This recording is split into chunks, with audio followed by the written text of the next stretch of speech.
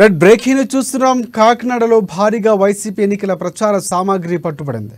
ఎలాంటి అనుమతులు లేకుండా కాకినాడ నుంచి వెళుతున్న బొలెరో వాహనాన్ని ఫ్లయింగ్ స్క్వాడ్ అధికారులు పట్టుకున్నారు. ఇక భారీ మొత్తంలో జగన్ మాస్కులు, టోపీలు, గొడుగులు, జెండాలతో వాహనం పట్టుబడింది. కాకినాడ ఆర్టీఓ ఆఫీసు శశికాంత్ నగర్లో ఒక అపార్ట్మెంట్లో గుట్టు చప్పుడు కాకుండా దాచినట్లు తెలుస్తోంది. ఇక ఈ వాహనాన్ని బీజేపీ జనసైనికులు బయటపెట్టారు. అలాగే న్యూస్ కవరేజ్ చేయడానికి వెళ్ళిన మీడియా ప్రతినిధిపై వైసీపీ నాయకులు చేయి చేసుకున్నారు.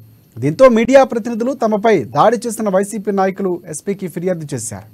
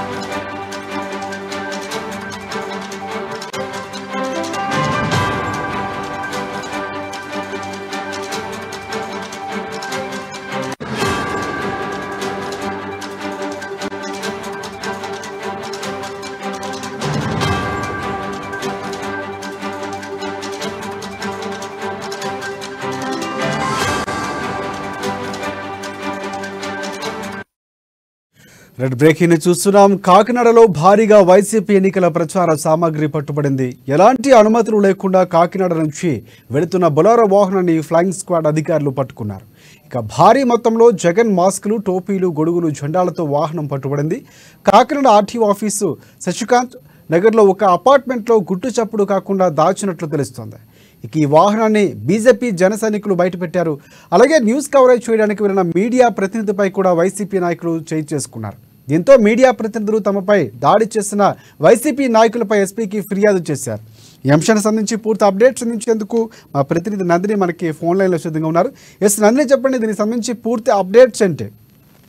Good morning Rajasekhar. ఏదైతే ఎన్నికల కోడ్ అమల్లో ఉన్నందున ఇప్పటికే ఎక్కడికక్కడ కూడా భారీ వాహనాలను, ప్రతి వాహనాన్ని కూడా ఫ్లయింగ్ స్క్వాడ్ అధికారులు అయితే ఎక్కడికెక్కడ తనిఖీలు అయితే నిర్వహిస్తున్నారు. ఈ నేపథ్యంలోనే నిన్న రాత్రి 9 గంటల ప్రాంతంలో అయితే పిఠాపురం నుంచి తుని వెళ్తున్న బొలెరో వాహనాన్ని అయితే ఫ్లయింగ్ స్క్వాడ్ అధికారులు అయితే తనిఖీలు చేశారు. దాంట్లో పెద్ద పెద్ద తెల్ల బ్యాగులతో అయితే భారీ స్థాయిలో సామాగ్రి ఉండడం గుర్తించడంతో దాన్ని ఓపెన్ చేసి అందులో ఏమైనా మనీ ఏమైనా ఉందా అన్నట్టుగా అనుమానంతో అయితే అవన్నీ ఓపెన్ చేసేసరికి ఒక్కసారిగా అధికారులు అయితే కంగుతున్నారని చెప్పాలి. అందులో వ్యాన్ లో డమ్మీ ఈవీఎంలు, అలాగే జగన్మోహన్ రెడ్డికి సంబంధించిన జగన్ మాస్కులు, టోపీలు, జెండాలతో అయితే భారీ స్థాయిలో ఉండడంతో వాటిని అన్నింటినీ కూడా బయటకు తీశారు. అయితే ఒక్కసారిగా కూడా అధికారులు కూడా కంగుతున్నారని చెప్పాలి. ఎందుకంటే అందులో డమ్మీ ఈవీఎంలు కూడా ఉన్నాయి.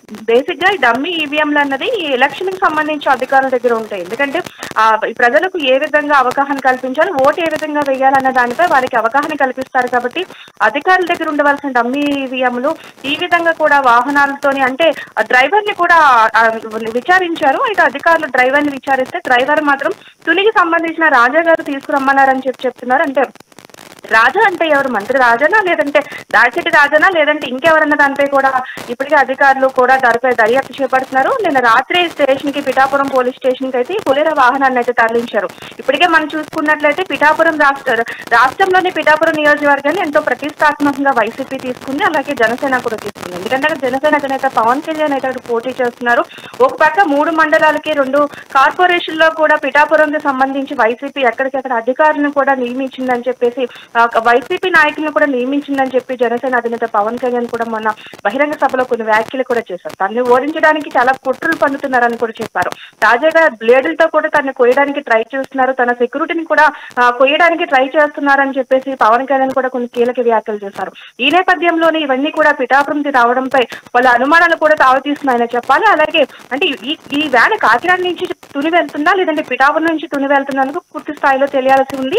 అయితే మరో పక్క చూసుకున్నట్లయితే ఇదే సిచ్యువేషన్ లో నిన్న రాత్రి కాకినాడ రూరల్ లో శశికాంత్ నగర్ లో కూడా ఇదే సిచ్యువేషన్ ఎదురైంది. ఏదైతే జనసేన బీజేపీ వాళ్ళు ప్రచారం చేసుకుంటుంటే అదే ప్రాంతంలోని ఒక వాహనంలోని వైసీపీకి సంబంధించిన సామాగ్రిని గుర్తించారు.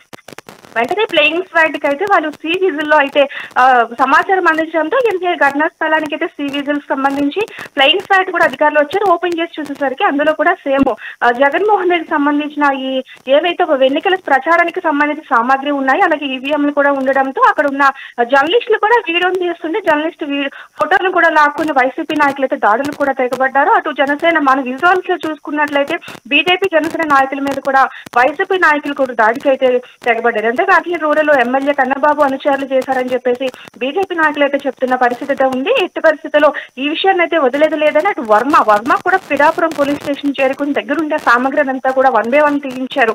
అయితే వర్మ కూడా అంటున్నారు ఎట్టి పరిస్థితుల్లో ఒప్పుకునేది లేదు, ఇలాంటిది మళ్ళీ పునరావృతం కాకుండా చూడాలి, ఇప్పటికైనా అధికారులు దీనిపై చర్యలు తీసుకోవాలి. ఈసీ అధికారులకైతే ఫిర్యాదు కూడా చేశారు. అటు జర్నలిస్టులకి దాడికి సంబంధించి కూడా జిల్లా ఎస్పీ కూడా ఫిర్యాదు చేశారు. Right thank you.